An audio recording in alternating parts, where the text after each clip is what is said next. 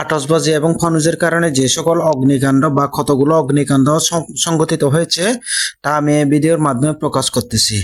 সুতরাং আপনারা এই ভিডিওটা দেখে এই যে অযথা যেখানে সেখানে যদি খোলা মাঠ ছাড়া কোথাও এই যে ভিড় জায়গাতে এই আতশবাজি এবং ফানুস ফানুস উড়াবেন না।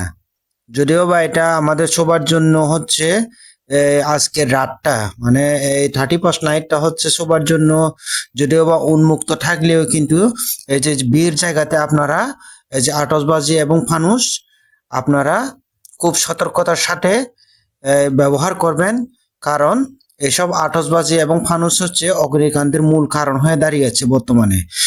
যেমন দেখেন 19 সালে 72টি অগ্নিকাণ্ড সংঘটিত হয়েছে, 20 সালে হচ্ছে 50টি, 21 সালে 16টি, আর 2022 সালে 94টি, আর 2023 সালে 87টি অগ্নিকাণ্ড সংঘটিত হয়েছে।